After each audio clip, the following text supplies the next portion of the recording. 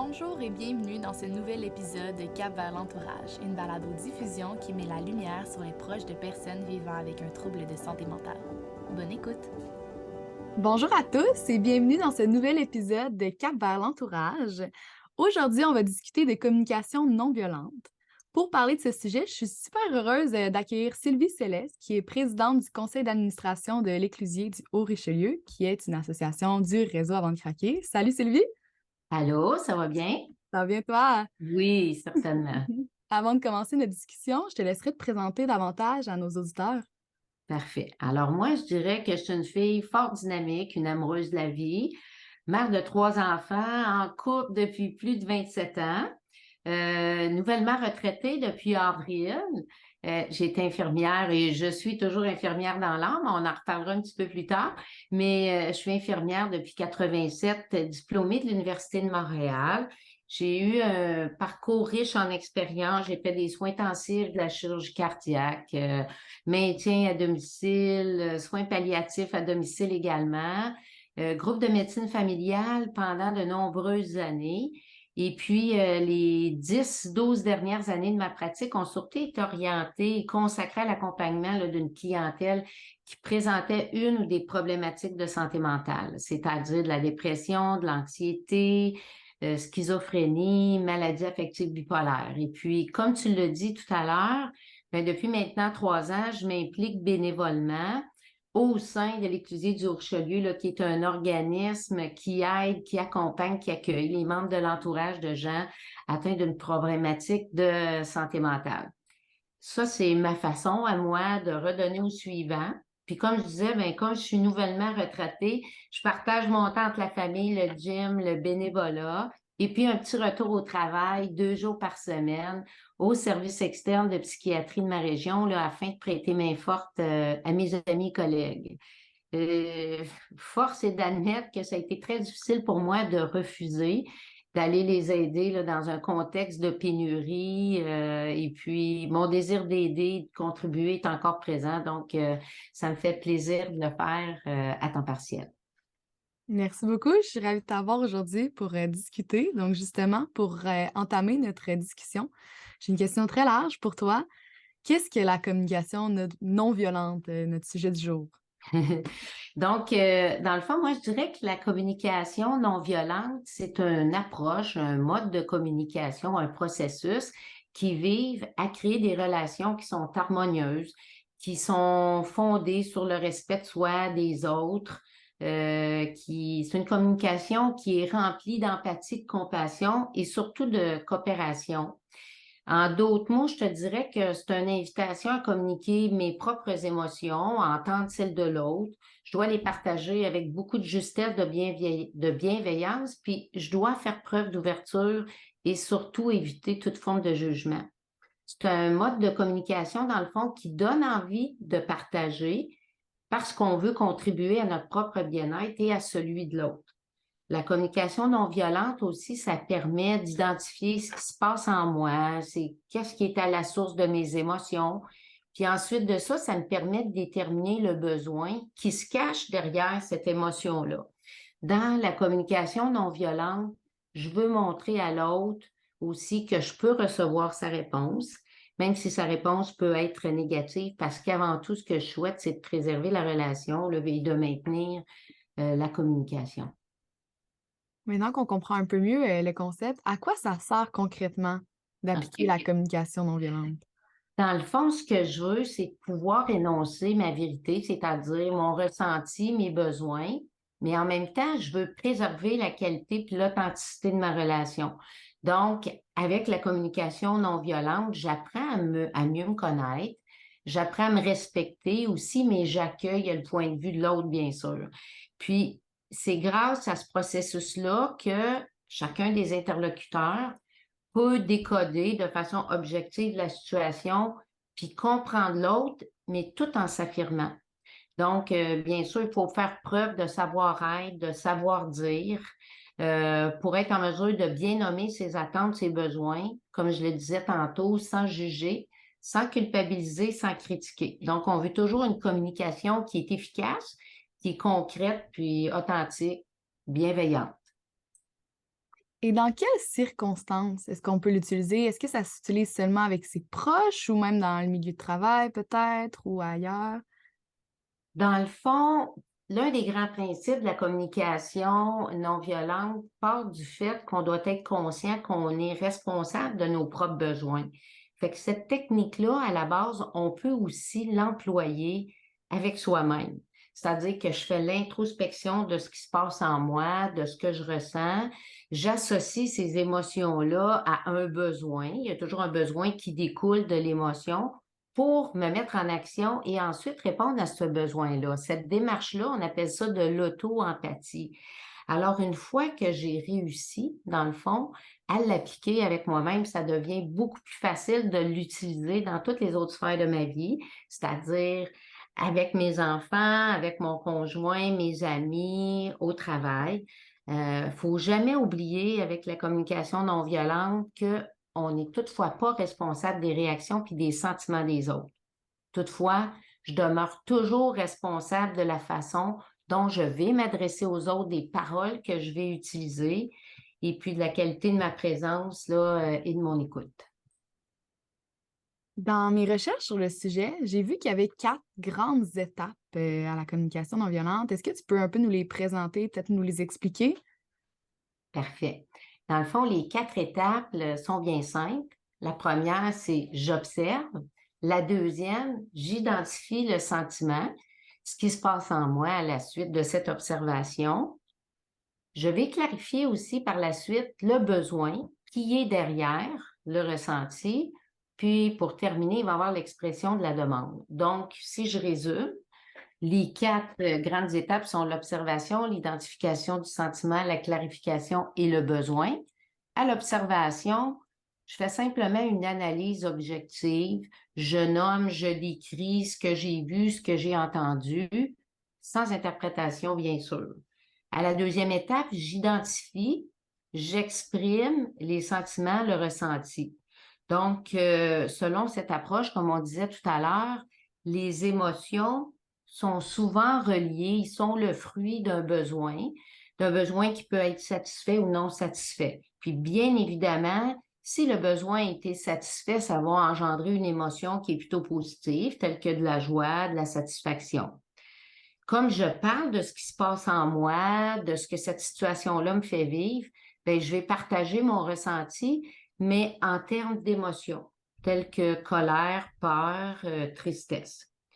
La troisième étape, qui est celle de la clarification ou l'expression de mon besoin, bien, à cette étape-là, je vais vraiment préciser quel est le besoin qui s'est caché derrière les émotions dont on a parlé précédemment. Et puis le besoin, en fin de compte, c'est ce qui va me pousser à agir, c'est ce qui va me forcer à me mettre en action. Alors, on le sait que bien souvent, partager son besoin, c'est un premier pas vers l'apaisement. Pour terminer, vient la quatrième étape, c'est-à-dire la demande. La demande, elle doit toujours être en lien avec mon besoin. Puis ma demande, elle doit être claire. Aussi, lorsque je fais une demande en mode communication non violente, il faut savoir que je sollicite, je souhaite et surtout, j'impose pas. Fait qu'on écoute aussi à cette étape-là le ressenti, le besoin de l'autre, parce qu'en cas de refus, ben, il va falloir que je fasse preuve d'ouverture, d'empathie et de créativité là, pour pouvoir explorer, bien sûr, d'autres pistes. Mais justement, selon ces étapes-là, comment faire pour bien exprimer ses besoins, ses sentiments, ses demandes, tu sais, pour être bien compris? C'est sûr que, idéalement, chacune des étapes doit être empreinte de gentillesse et le choix des mots est quelque chose de très important. Au niveau de l'observation, comme je disais, c'est une étape qui est cruciale parce que je vais avoir à décrire objectivement, sans jugement, sans reproche. Parce que bien sûr, si mon interlocuteur entend une critique, bien, il y aura peut-être le goût de répliquer, de se défendre ou même de se refermer ou de partir. Donc, il faut que je sois consciente que mes valeurs, mes pensées, ce ne sont pas des faits, ce ne sont pas non plus nécessairement la vérité et aussi elles peuvent teinter mon observation. Donc, les faits doivent être quelque chose d'observable, par les sens, tels que la vue, l'ouïe ou l'odorat. Puis quand je vais être dans la phase observatoire, bien, je vais toujours débuter par le je. J'ai vu, j'ai entendu, j'ai senti. Donc, je tente de décrire le fait comme si c'était une image afin que ça soit le plus concret possible pour mon interlocuteur. En termes de ressenti, de sentiment, je vais chercher plutôt à clarifier ce qui se passe en moi, ce qui cause mon déséquilibre. Quand je suis conscient aussi que l'émotion, elle est trop vive, elle est trop intense, ben je tente de me réguler, je prends du recul avant de réagir, avant d'intervenir. Je crois qu'il est préférable de vivre puis d'écouter, de bien comprendre ses émotions avant d'aller voir l'autre et de les partager. Donc, nos émotions, dans le fond, ils nous appartiennent et puis chaque individu là, les vit à sa façon, de façon différente. Donc, il faut surtout pas reprocher à l'autre l'état dans lequel on se trouve parce que l'émotion ressentie vient de notre propre lecture. Ce que moi, je ressens ne sera pas nécessairement ressenti par l'autre et puis l'intensité ne sera pas nécessairement la même. Donc, encore une fois, il faut éviter à ce moment-ci de partager mes pensées, mes valeurs et puis utiliser un vocabulaire qui va être approprié à ce que je ressens. Par exemple, au lieu de parler simplement de colère, ben, je pourrais dire que je me sens irritable, que je suis frustrée, que je vis de la déception. Un autre exemple, au lieu de parler d'inquiétude, ben, je pourrais aussi préciser en nommant que j'ai eu peur, j'ai eu de l'appréhension ou j'ai vécu de l'anxiété.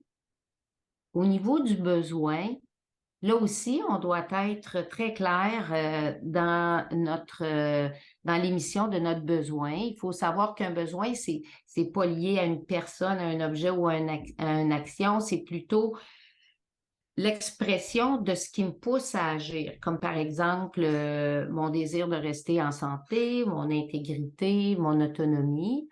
Et puis, on apprend à demander sans exigence et sans pression. Par exemple, au lieu de dire j'ai besoin que tu me parles, je choisirais plutôt de dire j'ai besoin de communiquer avec toi.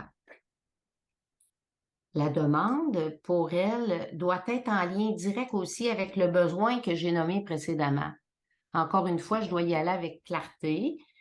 Idéalement, ça doit être positif, exprimé avec gentillesse, puis ça laisse place à la négociation. On l'a dit tout à l'heure, hein, on voulait quand même une certaine collaboration. Donc, comme l'objectif a pour but de rétablir le bien-être de tous, bien, je dois m'assurer que l'expression de ma demande ne va pas brimer l'autre dans sa liberté de réponse. Ça doit être formulé de façon à ce que mon interlocuteur sent qu'il est libre d'accepter ou de refuser. Donc, comme je l'ai dit tout à l'heure, je ne manifeste pas d'exigence parce que je veux que notre collaboration elle soit harmonieuse le plus possible. Puis, idéalement, ma demande, elle doit être réaliste, elle doit être réalisable, puis formulée le plus possible au présent.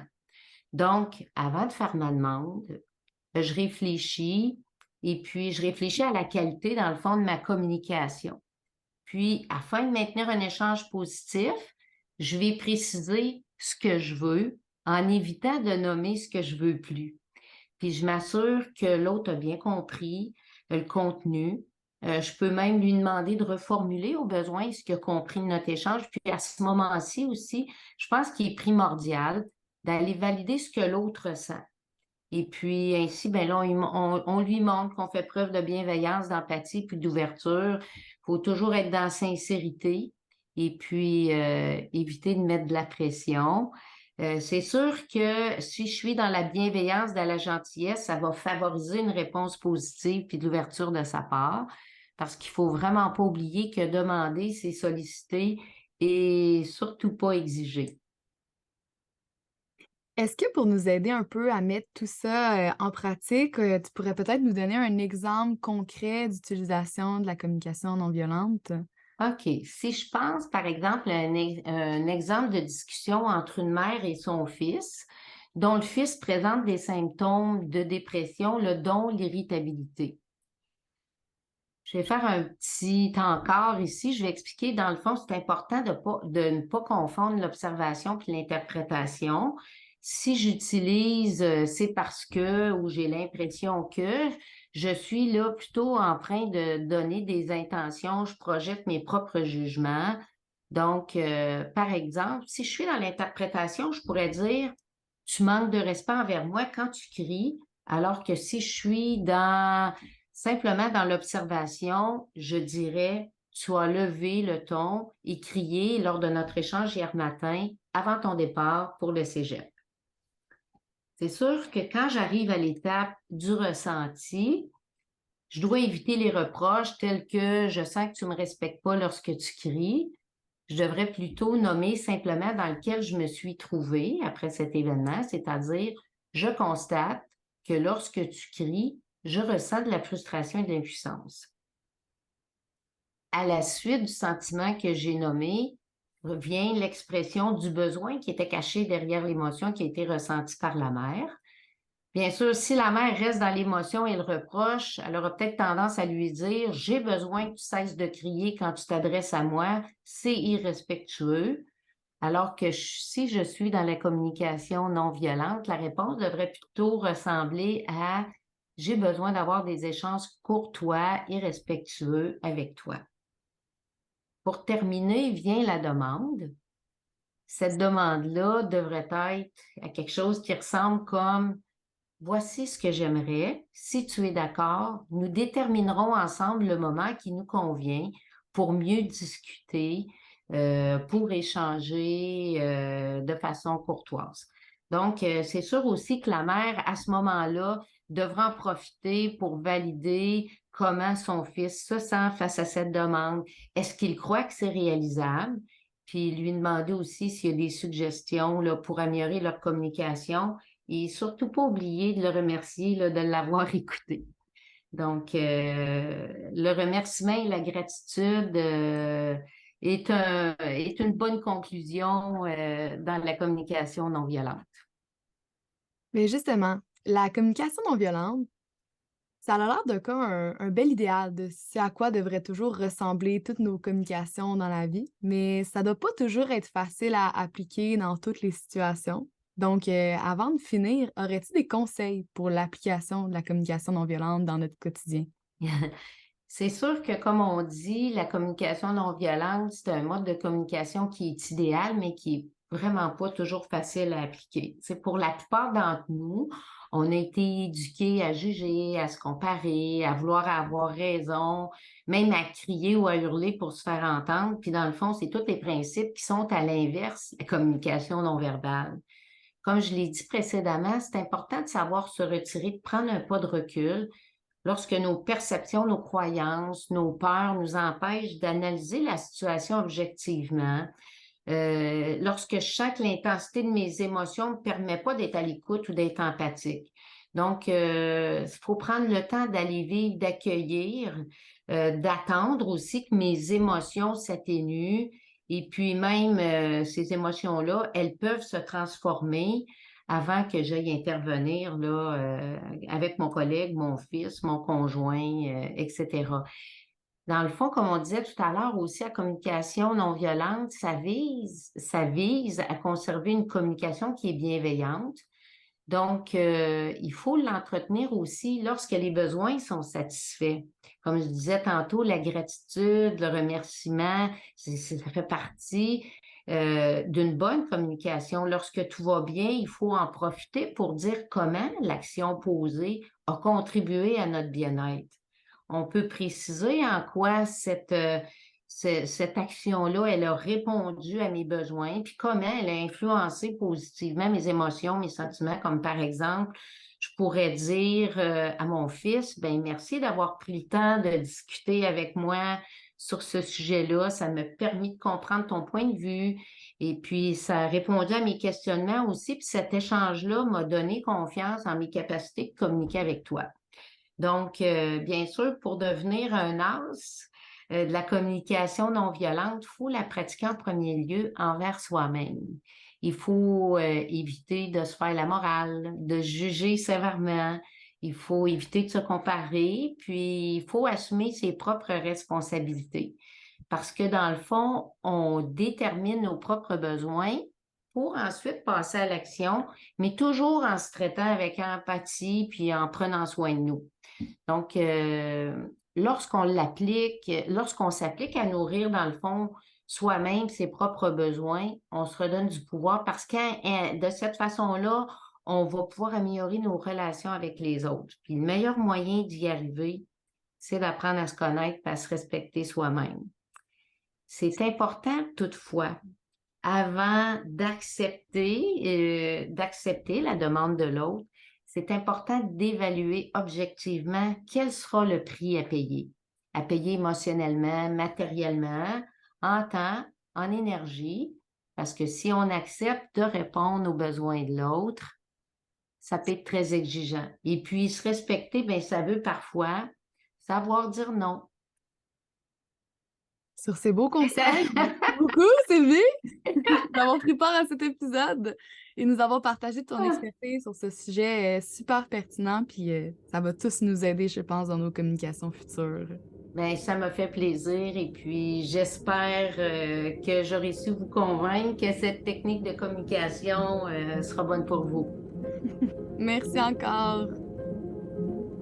Merci d'avoir écouté ce nouvel épisode de Balado Cap vers l'entourage. Pour en savoir plus sur les services offerts par le réseau Avant de craquer, visitez avantdecraquer.com. Vous pouvez également suivre le réseau Avant de craquer sur les différents réseaux sociaux au @avantdecraquer. Parlez-en autour de vous. Envoyez-nous vos commentaires. Ensemble, mettons la lumière sur les membres de l'entourage et brisons les préjugés entourant la maladie mentale.